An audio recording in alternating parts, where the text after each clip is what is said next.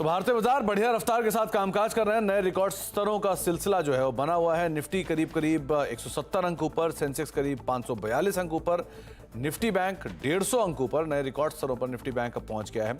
Mid cap index, small cap index दोनों में खरीदारी है। मिड कैप इंडेक्स करीब 0.5% ऊपर, स्मॉल कैप इंडेक्स भी करीब 3/4% ऊपर।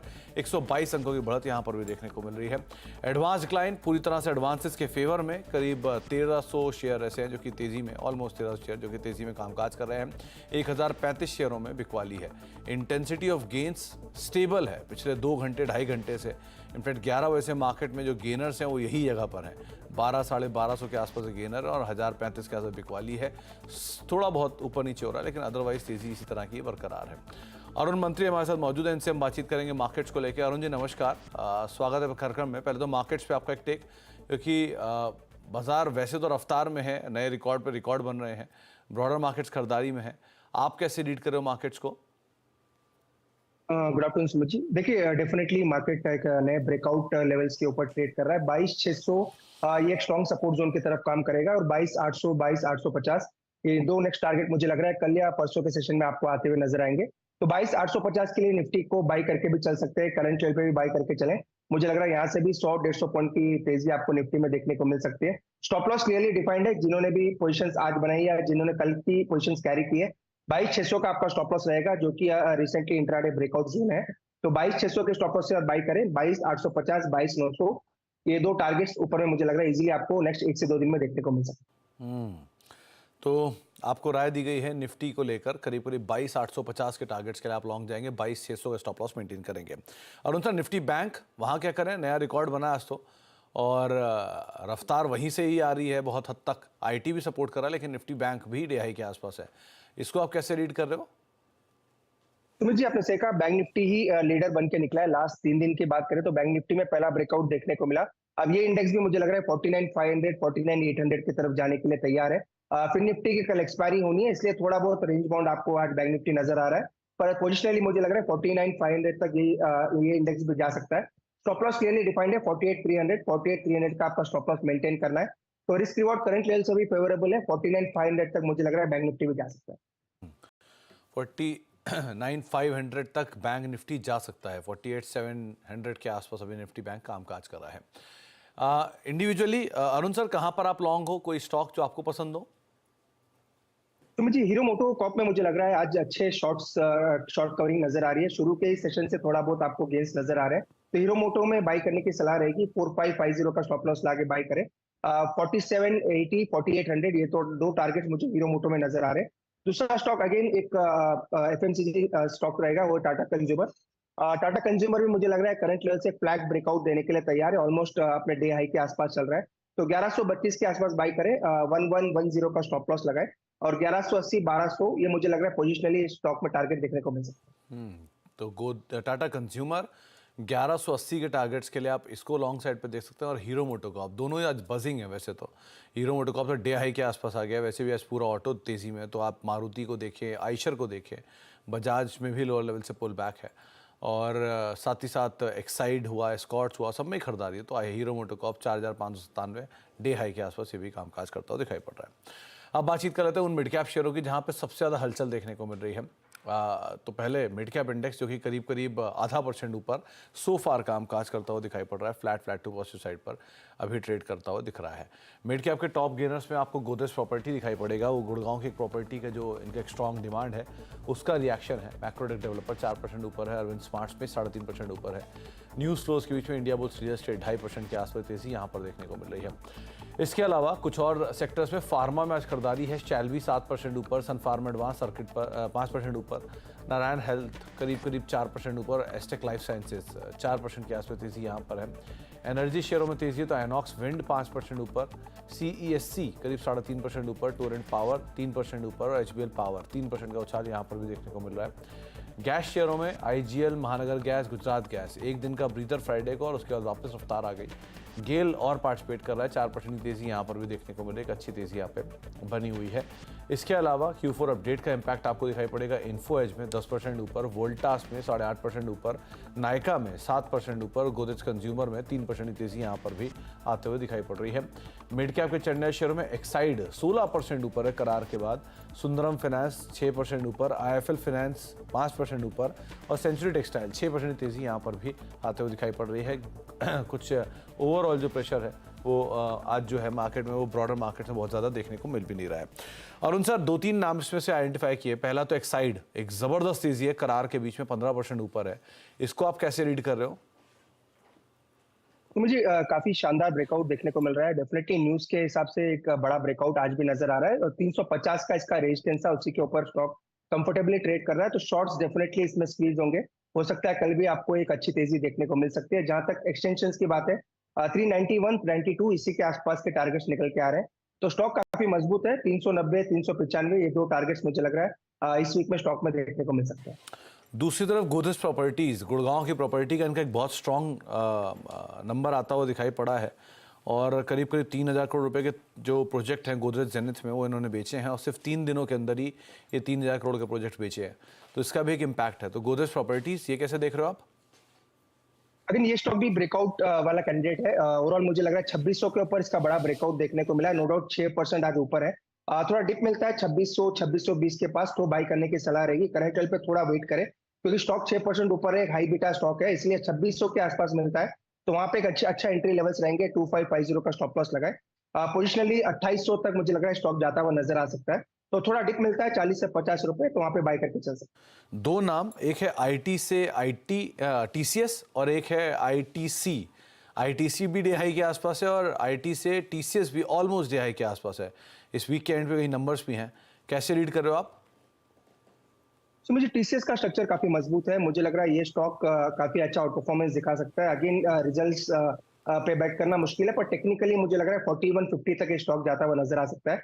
तो टीसीएस एक अच्छा कैंडिडेट है, जिनके पास भी है उनको होल्ड करना चाहिए। 4150 का टारगेट रहेगा। आईटीसी ब्रेकआउट के लिए अभी इंतजार कर रहा है। 432 33 का एक रेजिस्टेंस जोन है, उसके ऊपर निकलता है तो हो सकता है ये स्टॉक भी आपको अच्छा परफॉर्म करता हुआ नजर आए।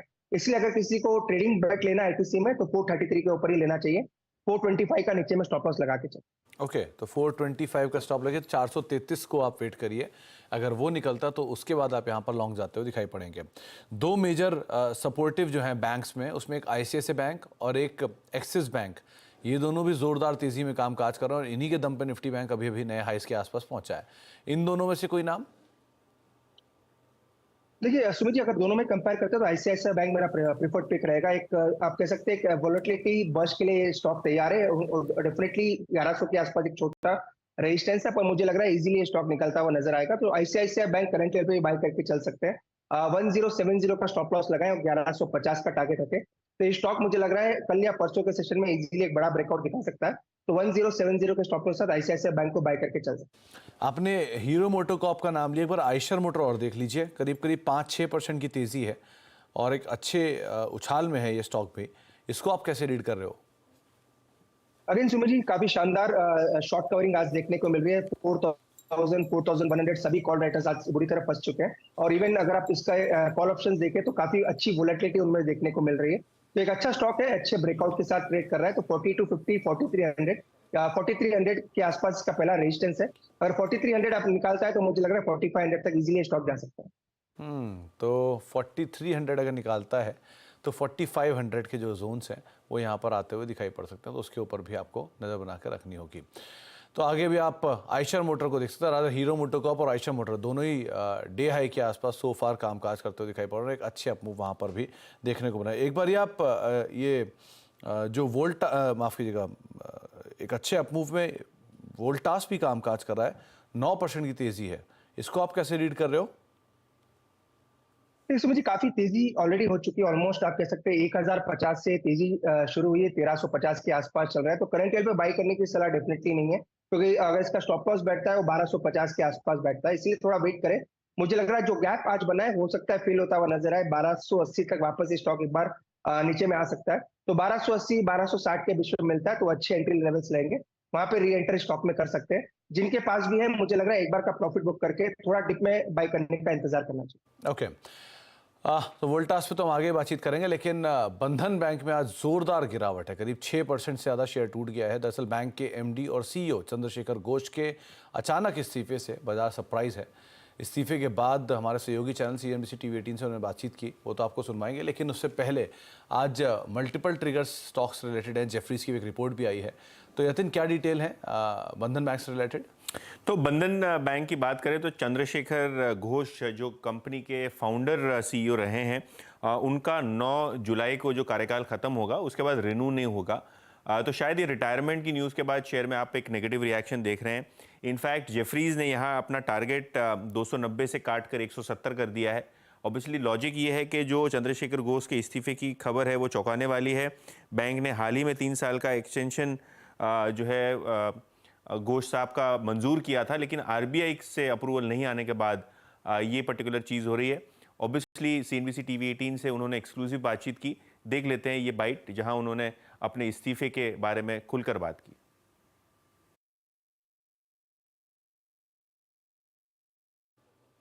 जी, तो TV18 के साथ उन्होंने एक्सक्लूसिव बातचीत की है, आपको सुनवाते हैं पहले।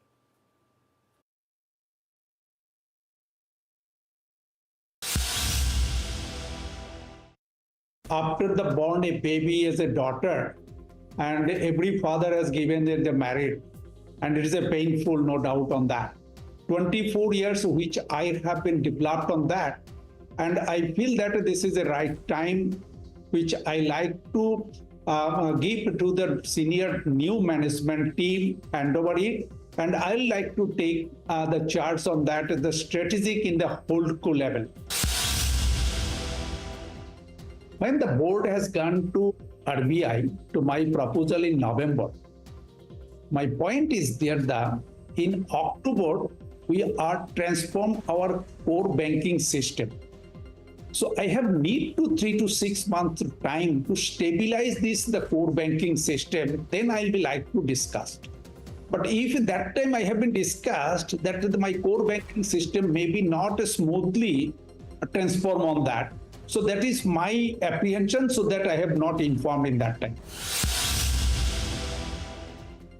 At the process of the banking industry, what is the time is needed to process and the approval?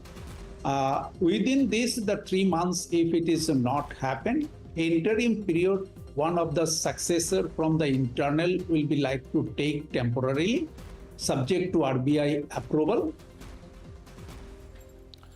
तो बंधन बैंक में इनिशियल एक स्टीप रिएक्शन था, हालांकि वहां से रिकवर जरूर हुआ, लेकिन फिर भी प्रेशर के साथ कामकाज करता हुआ दिखाई पड़ रहा है।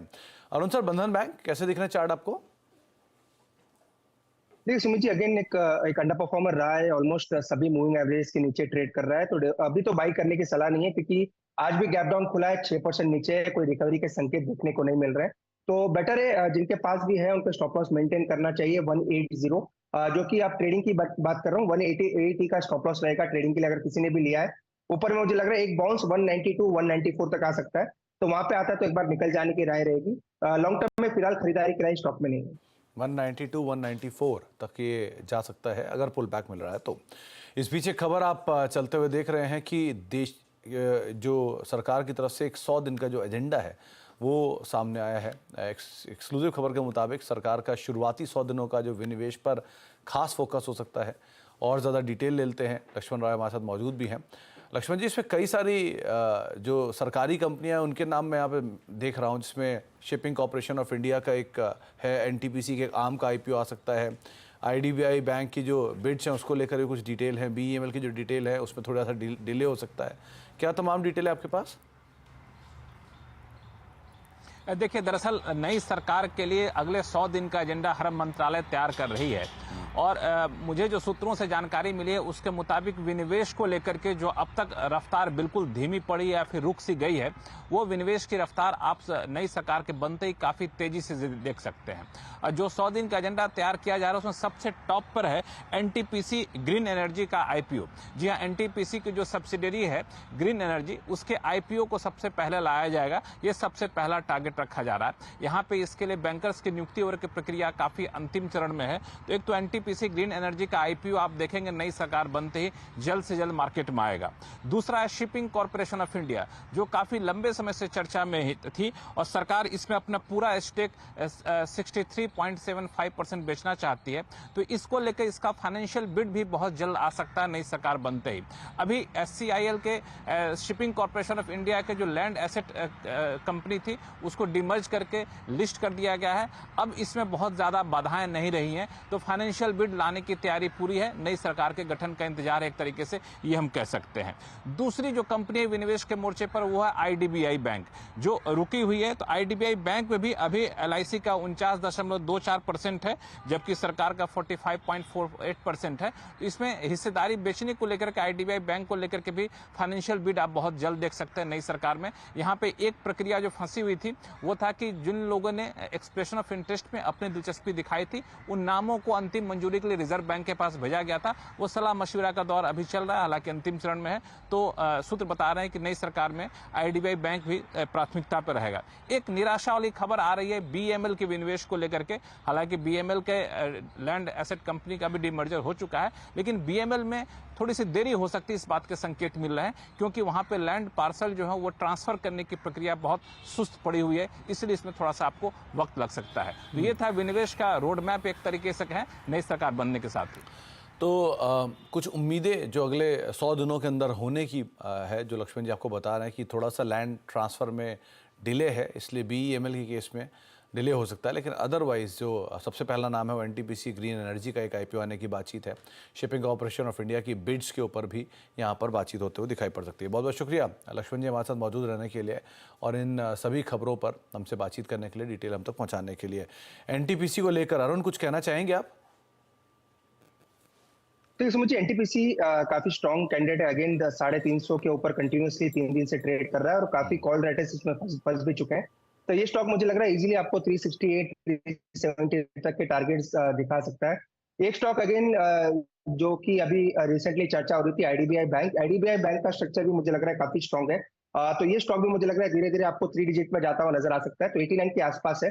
अगर कोई ट्रेड लेना चाहता है तो IDBI में 85 का स्टॉप लॉस लगा के ले सकता है। मुझे लग रहा है 95 से 100 तक के टारगेट्स आपको IDBI में नजर आ सकते हैं। तो एनटीपीसी IDBI दोनों ही मुझे लग रहा है अच्छा करना चाहिए।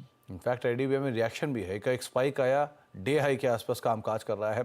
एनटीपीसी में रिएक्शन आया, एनटीपीसी ऐसे हैवी वेट में भी रिएक्शन है और डे हाई के आसपास वहाँ पर भी कामकाज होता हुआ दिखाई पड़ रहा है। एक बढ़त वहाँ पर भी देखने को मिल रही है। तो एक अच्छी तेज़ी एनटीपीसी में दिन के ऊपरी स्तरों पर इस खबर के बाद बातचीत करते हुए कामकाज करते हुए IDBI में एक बढ़िया रिएक्शन है, वो डे हाई के आसपास। एक बार BEML और लेकर आई है, क्योंकि BEML के केस में भी एक स्पाइक आया है और BEML भी करीब 1.5% 1.5% ऊपर ऑलरेडी 2% ऊपर ऑलरेडी कामकाज करता हुआ दिख रहा है। तो ये तीनों स्टॉक्स में अच्छा रिएक्शन इस खबर के बाद आता हुआ दिखाई पड़ रहा है। एक ब्रेक का वक्त है, ब्रेक के बाद लौटते हैं और आगे भी कुछ और खबरें हैं, कुछ और अपडेट्स हैं, उनके ऊपर चर्चा करेंगे छोटे से ब्रेक के उस तरफ। स्पेशली कमोडिटी मार्केट में भी चर्चा होगी छोटे से ब्रेक के उस तरफ।